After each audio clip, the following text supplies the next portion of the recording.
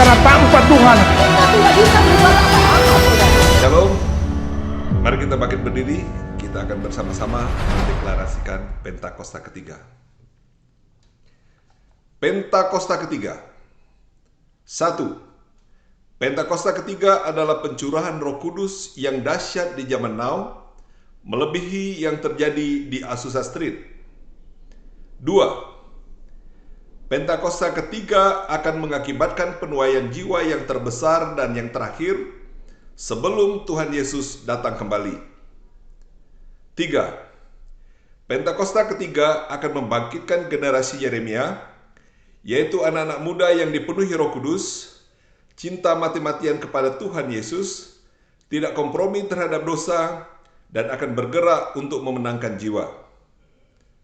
4. Pentakosta ketiga lahir di Indonesia dan bergerak ke bangsa-bangsa.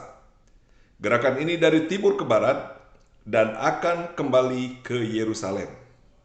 5. Pentakosta ketiga akan memberikan kuasa untuk menyelesaikan amanat agung, dan setelah itu Tuhan Yesus datang kembali. Amin. Shalom Bapak Ibu Saudara sekalian yang dikasihi Tuhan. Puji nama Tuhan. Kita masih sama-sama sekarang punya kesempatan untuk berdoa, memuji dan menyembah nama Tuhan, saudara. Walaupun kita berdoa bersama-sama di rumah kita masing-masing, tapi kita percaya, saudara, kita semua akan merasakan lawatan Tuhan yang luar biasa, dan kita siap untuk datang ke hadiratnya. Mari saudara, kita berdoa. Bapa di dalam surga, kami mengucap syukur buat hari ini. Kami berterima kasih buat berkat-Mu yang luar biasa, Tuhan. Kiranya Tuhan, kami tidak mau menyia-nyiakan yang Kau berikan, Tuhan. Kami mau siapkan hati kami untuk menyenangkan-Mu. Kami mau bawa pujian dan sembah kami, Tuhan, agar menyenangkan hati-Mu ya Bapa. Kami percaya kami bisa masuk ke hadirat-Mu dan hidup kami akan diubahkan ya Bapa. Terima kasih ya Tuhan. Kami mengucap syukur. Haleluya. Amin. Haleluya. Mari saudara, kita siapkan hati kita. Kita mau angkat pujian ini, saudara, dari hati kita, biar kita menyenangkan hati Tuhan. Haleluya. Kami sembah, kami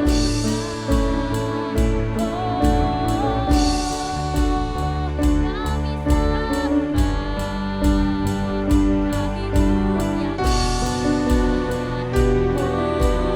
Katakan terpuji.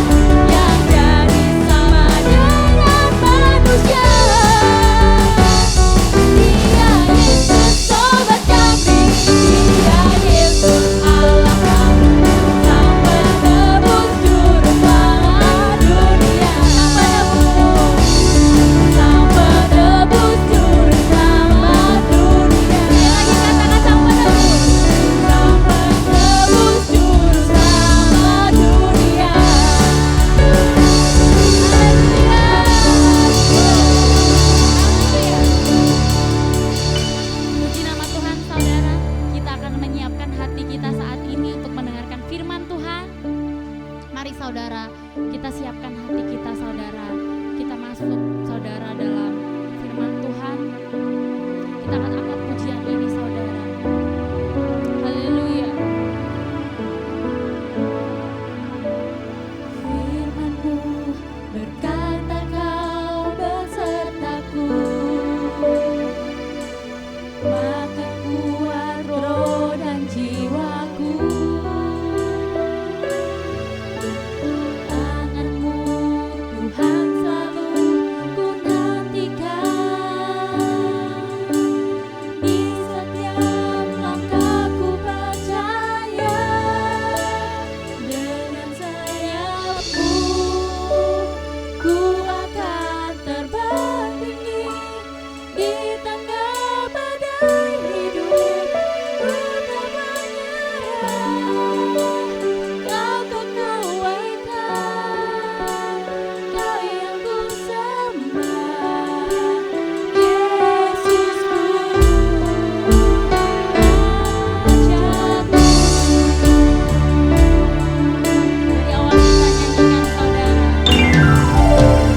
Firman-Mu berkata Kau besertaku,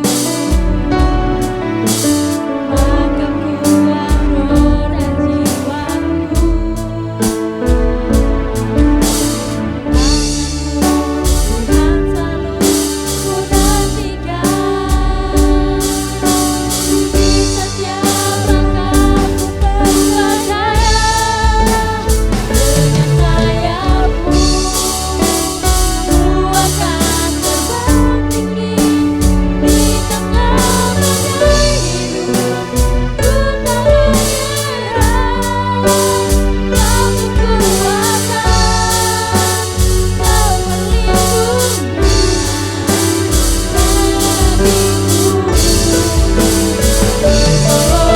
Pertolonganku di tempat maha tinggi. Ku mengangkat tanganku, aku berserah, aku nantikan. Kau yang ku sembah, Yesusku, Rajaku. Dengan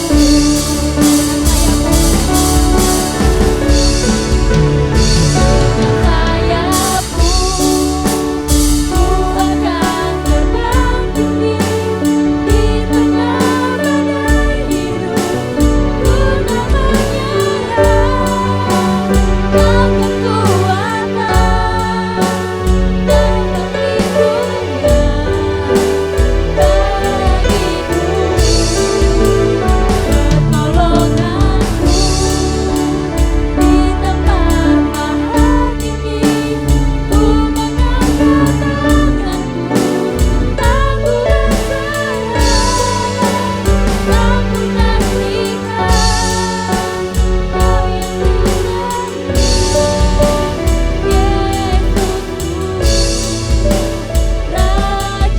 Rajaku. Sekali lagi kita katakan dengan lembut.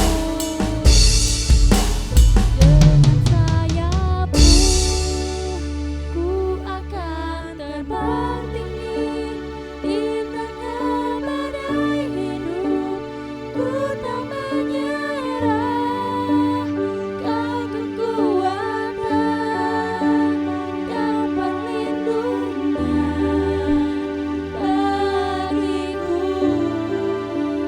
Pertolonganku di tempat maha tinggi. Ku mengangkat tanganku, aku berserah, Kau menantikan. Kau yang ku sembah, Yesusku, Rajaku. Kau ku nantikan, Kau ku nantikan. Kau yang ku sembah, Yesusku,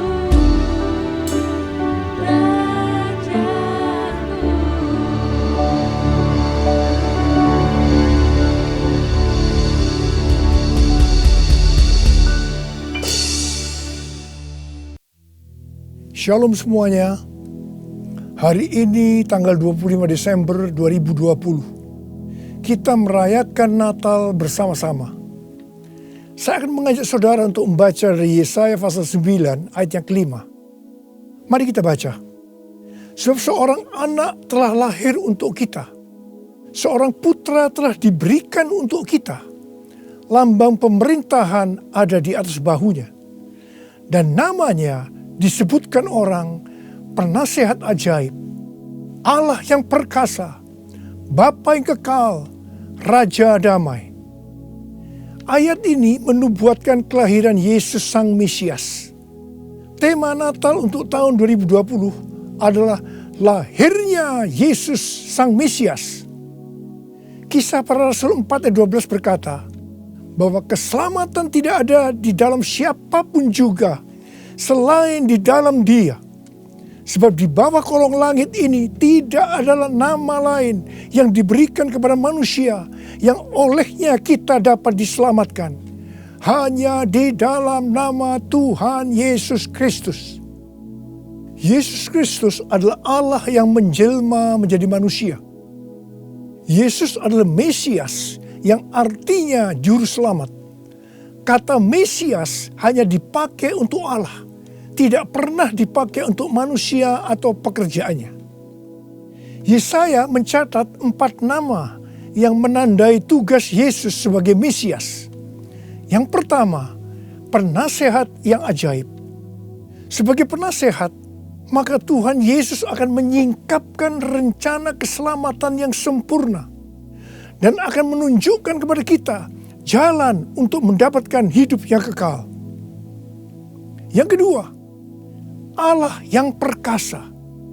Di dalam Yesus selaku Mesias, seluruh kepenuhan kealahan akan berdiam secara jasmani.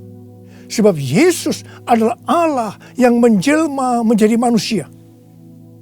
Yang ketiga, Bapa yang kekal. Yesus datang bukan hanya untuk memperkenalkan Bapa surgawi, tetapi ia juga akan bertindak sebagai Bapa kepada umatnya secara kekal. Ia penuh belas kasihan. Ia mengasihi, melindungi, dan menyediakan kebutuhan anak-anaknya. Yang keempat, Raja Damai. Yesus disebut Raja Damai karena hanya Tuhan Yesus yang bisa mendamaikan manusia dengan Allah. Mengapa manusia harus didamaikan dengan Allah? Sebab Alkitab katakan, semua orang telah berbuat dosa dan telah kehilangan kemuliaan Allah. Dosa membuat kita menjadi setru Allah. Upah dosa adalah maut, mati kekal selama-lamanya, tempatnya di neraka. Bagaimana Tuhan Yesus mendamaikan manusia dengan Allah? Alkitab berkata dalam 2 Korintus 5 ayat 21, Dia yang tidak mengenal dosa telah dibuatnya menjadi dosa oleh karena kita, supaya dalam Dia kita dibenarkan oleh Allah. Tuhan Yesus yang tidak mengenal dosa dijadikan dosa oleh karena kita. Artinya Tuhan Yesus harus mati menggantikan kita. Kita yang sebenarnya harus mati, tetapi Tuhan Yesus menggantikan kita. Supaya setiap orang yang percaya kepada Tuhan Yesus dibenarkan oleh Allah. Artinya didamaikan dengan Allah. Tuhan Yesus sebagai Raja Damai juga akan memberikan kepada kita damai sejahtera yang berlimpah-limpah. Ini yang sangat kita perlukan pada masa pandemi COVID-19 ini. Yesaya 48 ayat 18 berkata, Sekiranya engkau memperhatikan perintah-perintahku, maka damai sejahteramu akan seperti sungai yang tidak pernah kering. Dan kebahagiaanmu akan terus berlimpah seperti gelombang-gelombang laut yang tidak pernah berhenti. Jadi, kunci untuk mendapatkan damai sejahtera yang berlimpah-limpah yang Tuhan Yesus sediakan adalah memperhatikan perintah Tuhan. Hidup menurut kehendak Tuhan. Karena itu, baca Alkitab setiap hari. Renungkan, lakukan, dan saksikan.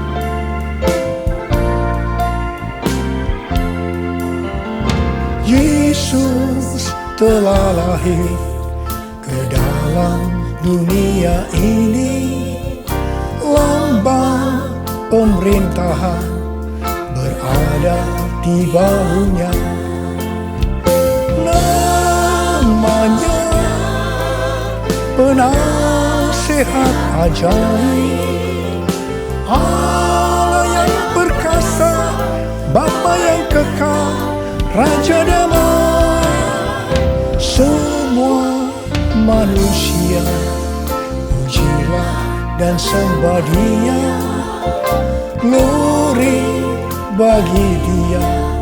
Haleluya, amin. Haleluya, amin. Haleluya, amin.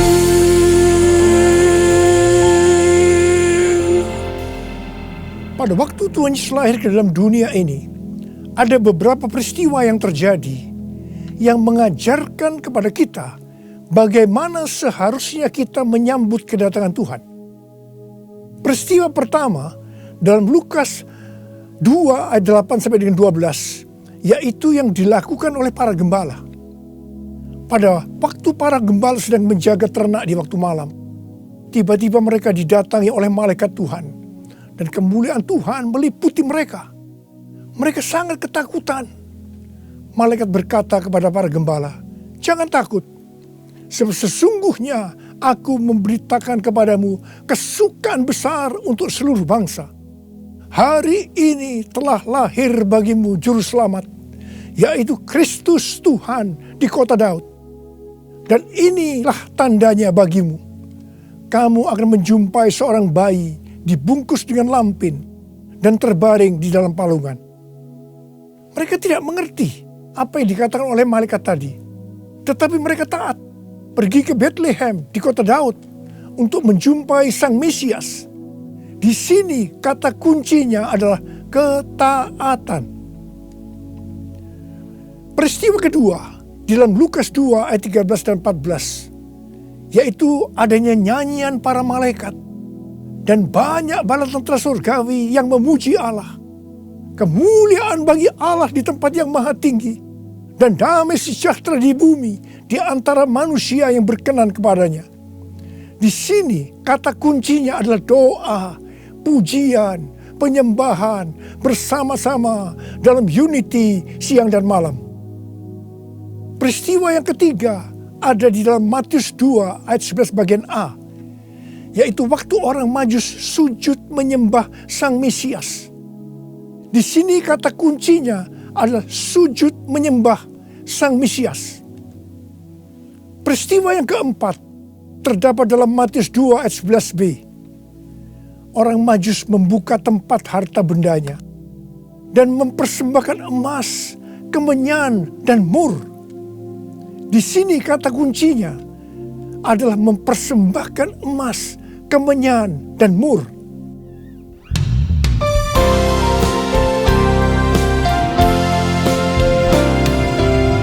Kemuliaan bagi Allah di tempat yang maha tinggi, damai sejahtera di bumi di antara semua umat manusia yang berkenan padanya,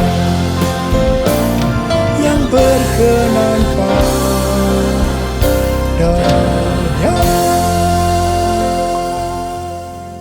Karena Natal berbicara tentang kedatangan Tuhan Yesus yang pertama ke dalam dunia ini, maka hari-hari ini kita sedang menunggu kedatangan Tuhan Yesus yang kedua kalinya.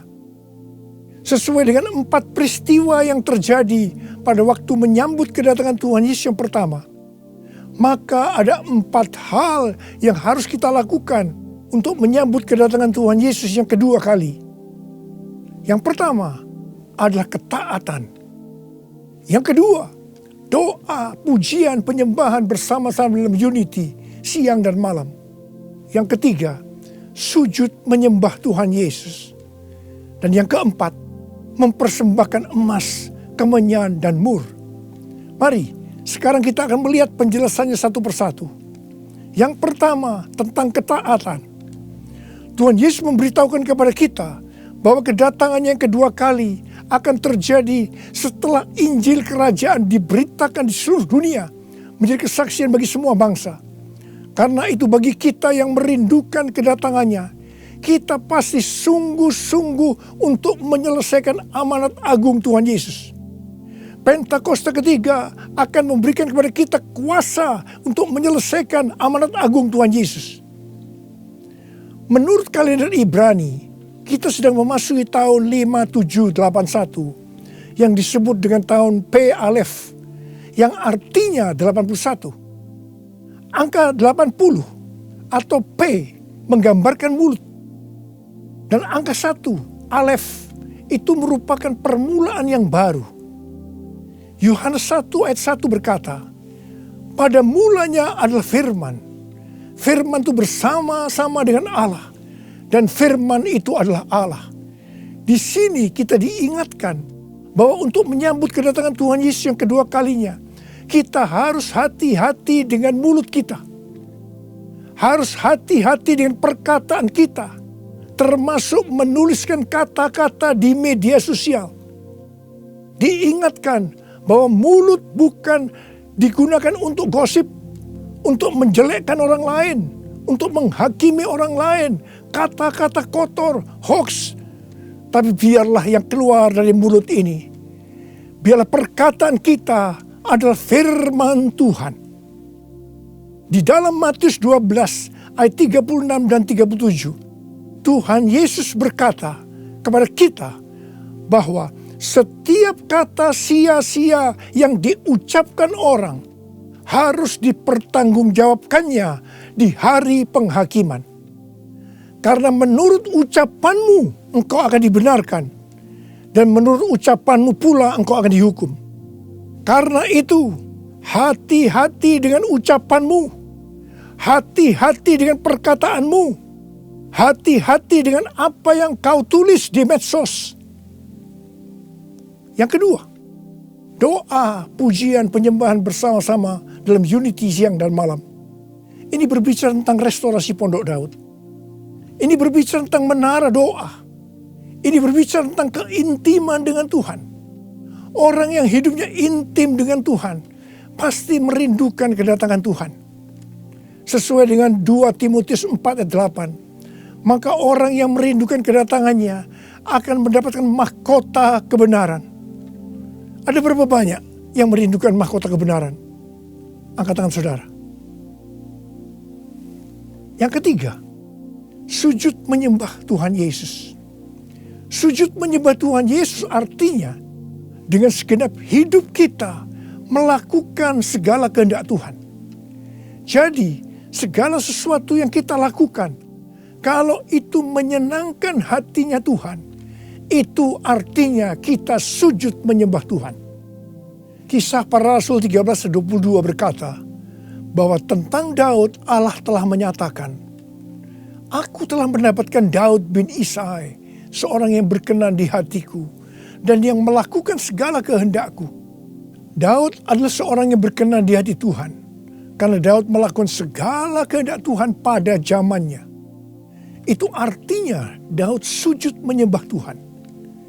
Saya selalu merindukan Tuhan berkata kepada saya, aku telah menemukan Niko bin Noto Raharjo, orang yang berkenan di hatiku dan melakukan kehendakku.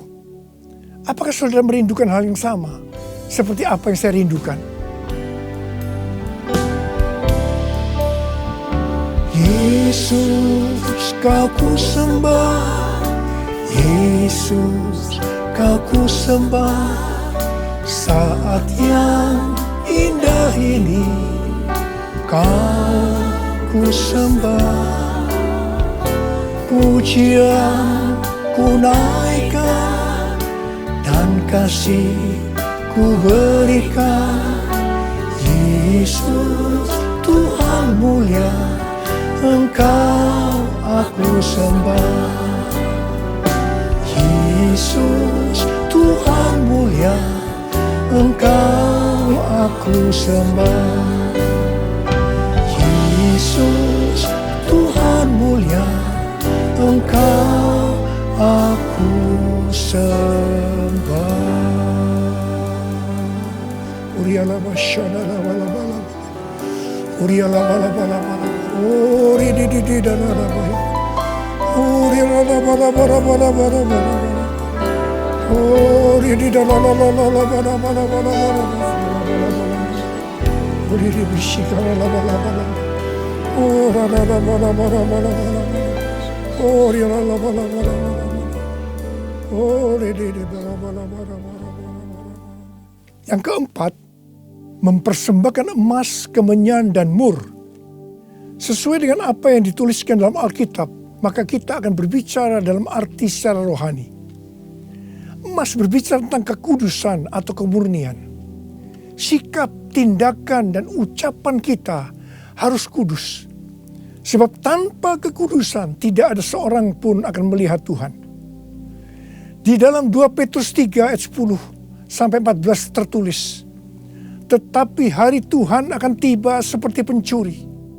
Pada hari itu langit akan lenyap dengan gemuruh yang dahsyat, dan unsur-unsur dunia akan hangus dalam nyala api, dan bumi dan segala yang ada di atasnya akan hilang lenyap.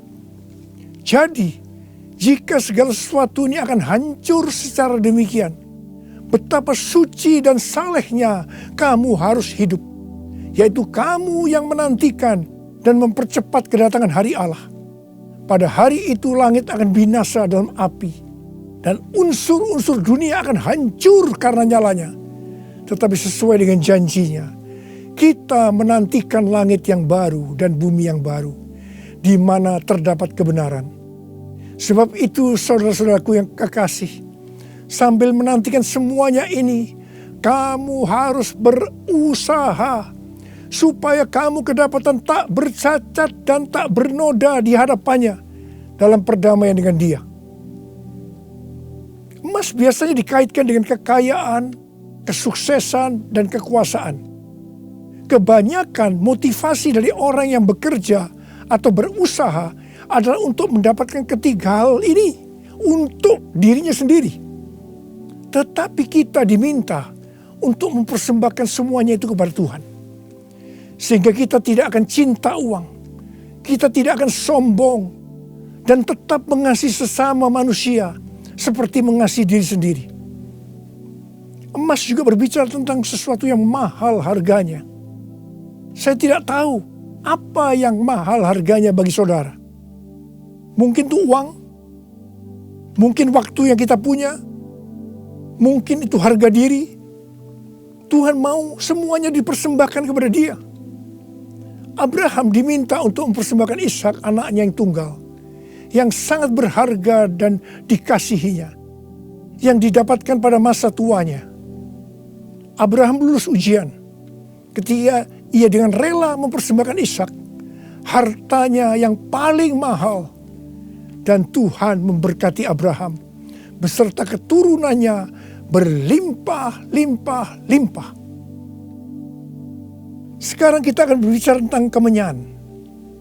Yang pertama, kemenyan berbicara tentang korban. Sesuai dengan Roma 12 ayat 1, kita diminta untuk mempersembahkan tubuh kita sebagai korban yang hidup, kudus, dan berkenan kepada Tuhan. Itu adalah ibadah kita yang sejati. Kita harus hidup bagi Tuhan, menyembah Dia, menaati Dia, bersama Dia menentang dosa, membela kebenaran, menolak dan membenci kejahatan, melakukan pekerjaan yang baik untuk orang lain, seperti yang dilakukan oleh Tuhan Yesus, mengikut Dia, melayani Dia, hidup dipenuhi Roh Kudus, dan hidup sesuai pimpinan Roh Kudus. Hidup kudus dan berkenan kepada Tuhan, itu artinya kita harus memisahkan diri dari dunia dan makin intim dengan Dia. Jadi, untuk hidup kudus dan berkenan kepada Tuhan, kita harus berkorban. Korban itu sesuatu yang menyakitkan bagi kedagingan kita.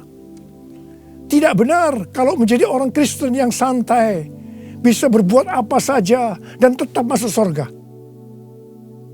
Yang kedua, Kemenyan berbicara tentang persembahan yang menyenangkan hatinya Tuhan. Yang ketiga, Kemenyan berbicara tentang doa.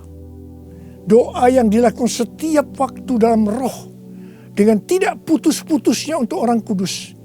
Ini merupakan senjata Allah untuk melawan tipu muslihat iblis. Hari-hari ini kita sedang memasuki masa peperangan rohani yang dahsyat untuk merebut jiwa-jiwa dari tangan si iblis. Sekarang kita akan berbicara tentang mur. Mur berasal dari bahasa Ibrani mor dan bahasa Yunani smurna yang artinya pahit. Ibrani 12 ayat 15 berkata, jagalah supaya jangan ada seorang pun menjauhkan diri dari kasih karunia Allah, agar jangan tumbuh akar yang pahit, yang menimbulkan kerusuhan dan yang mencemarkan banyak orang. Jangan sampai mempunyai akar pahit. Ingat Amsal 4 ayat 23 yang berkata, jagalah hatimu dengan segala kewaspadaan, karena dari situlah terpancar kehidupan. Ingat, kita mau hidup kekal selama-lamanya atau mati kekal selama-lamanya tergantung pada hati kita. Kalau hati kita kotor oleh akar pahit, maka akan mati kekal selama-lamanya. Kalau mulai muncul akar pahit, cepat datang ke hadapan Tuhan Yesus. Serahkan itu, bertobat, minta ampun. Karena selama ini menjauhkan diri dari kasih karunia Allah, maka engkau akan selamat. Mur juga berbicara tentang pengurapan. Salah satu bahan untuk membuat minyak urapan adalah mur. Pengurapan yang diberikan oleh Tuhan kepada kita harus dikembalikan kepada Tuhan. Bukan untuk popularitas, mencari kekayaan, atau kepentingan-kepentingan lainnya. Sekali lagi, saya akan mengingatkan saudara bahwa kedatangan Tuhan Yesus sudah sangat-sangat dekat. Mari kita mempersiapkan diri kita untuk menyambut kedatangannya dengan melakukan 4 hal tadi. Selamat Hari Natal 2020. Tuhan Yesus memberkati saudara berlimpah-limpah-limpah.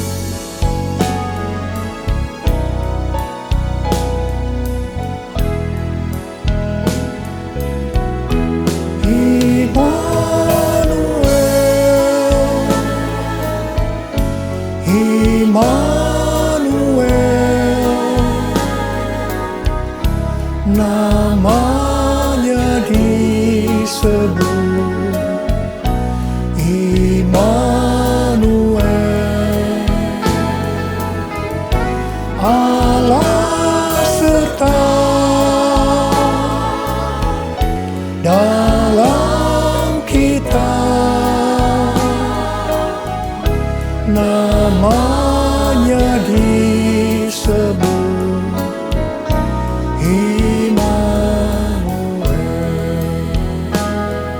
tangan kita, sembah Dia. Oh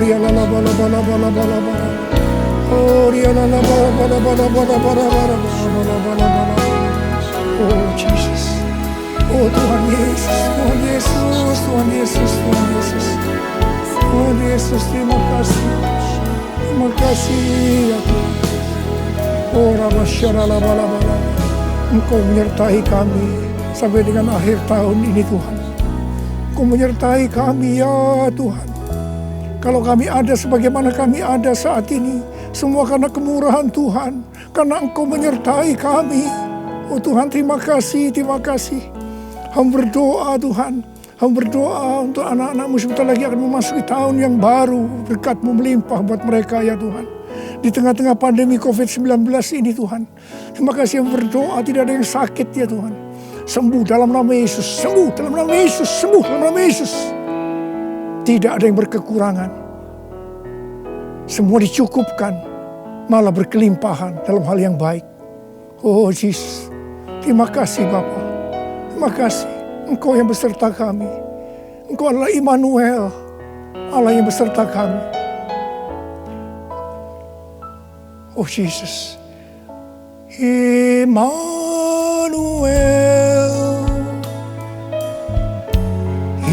Immanuel, namanya disebut Immanuel. Allah serta dalam kita, namanya disebut Immanuel. Namanya disebut Immanuel.